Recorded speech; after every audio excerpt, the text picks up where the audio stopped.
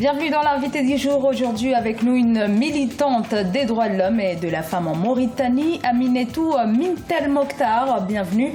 Merci d'être avec nous. Vous êtes la présidente de l'association des femmes chefs de famille, une organisation de défense des droits humains créée en 1999 en Mauritanie. La lutte contre l'esclavage est l'un de vos combats principaux. Et malgré l'adoption d'une loi en 2007 incriminant les pratiques esclavagistes, le phénomène continue. Quelle est l'ampleur de ce fléau dans votre pays? Merci. La question, je me présente tout d'abord, vous m'avez présenté, mais je me présente. Très bien.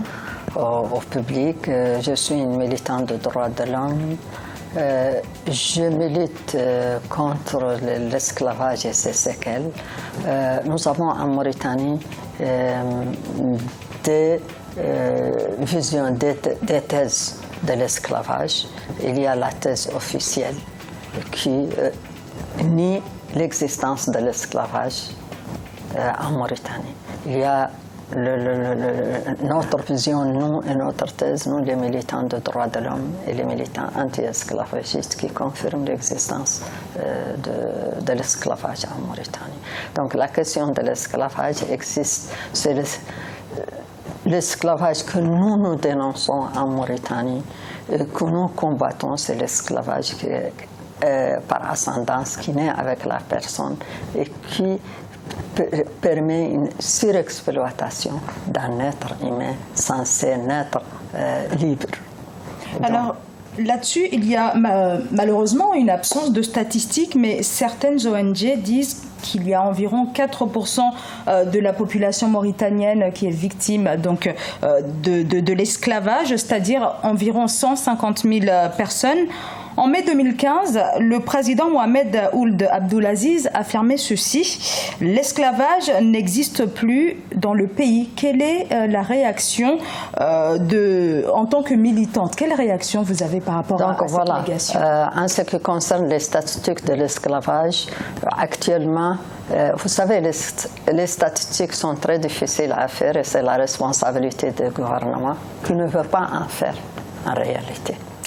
Parce que nous avons un office des statistiques, donc il y a le moyen de le faire, mais en réalité, jusqu'à présent, et c'est l'une des réclamations des organisations anti-esclavagistes et des militants anti-esclavagistes, mais jusqu'à présent, on n'arrive pas à faire une étude exhaustive du nombre de victimes de l'esclavage en Mauritanie. En ce qui concerne maintenant le discours de Mohamed Abdelaziz, ça n'engage que lui. Nous estimons qu'il y a l'esclavage et que l'esclavage perdure en Mauritanie.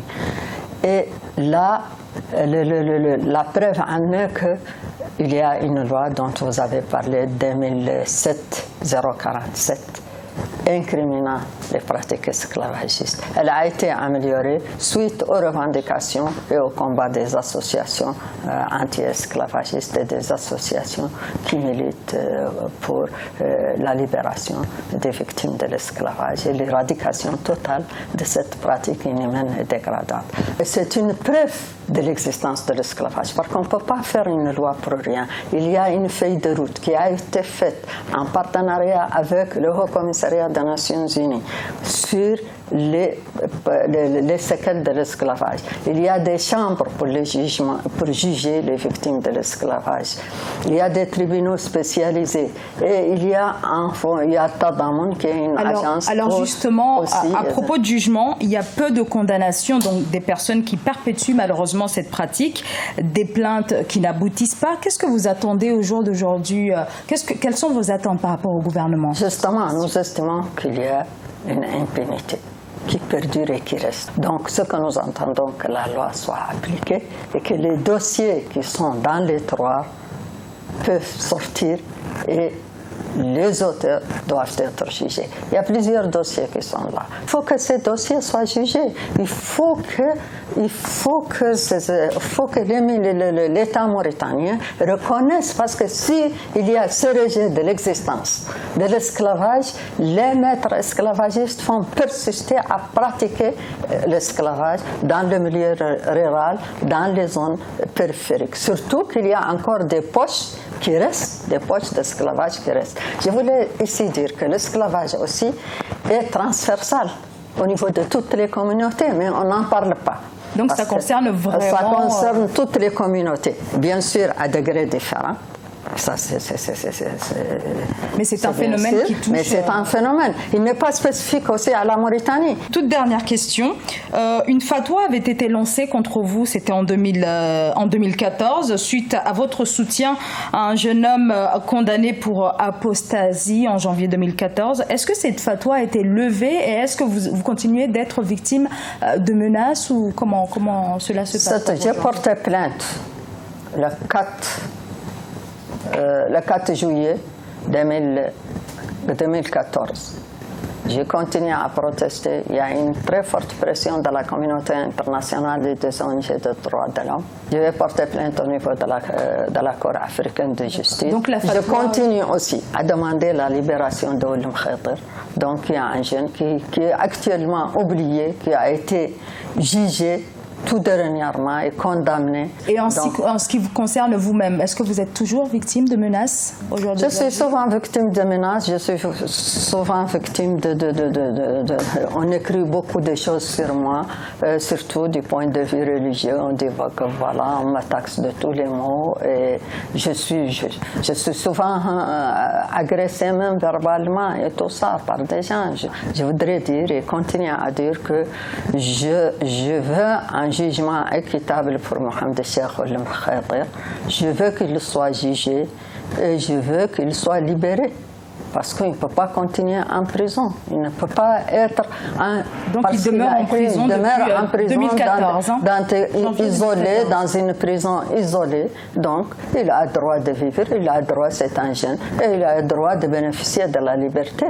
Parce que tout ça, c'est l'enchaînement des courants extrémistes religieux. Moi, je lance un appel au gouvernement mauritanien, à tous ceux qui sont épris de paix et de liberté, d'aider Oulim Khater de sortir de cette prison. Et je continue à dénoncer son cas et je continue à réclamer sa liberté, quel que soit ce que ça va m'écouter. Je vais ajouter aussi les militants de droits de l'homme qui sont pourchassés et qui sont arrêtés. Donc aussi, de nombreuses arrestations, notamment en août. De l'IRA, en août. Leur seul crime, qu'ils sont des militants de l'IRA.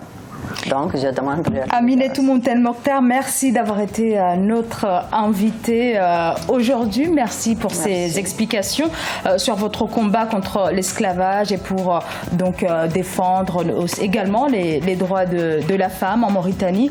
Merci à vous également de nous avoir suivis. On se retrouve très prochainement sur Africa 24 pour un nouvel invité du jour.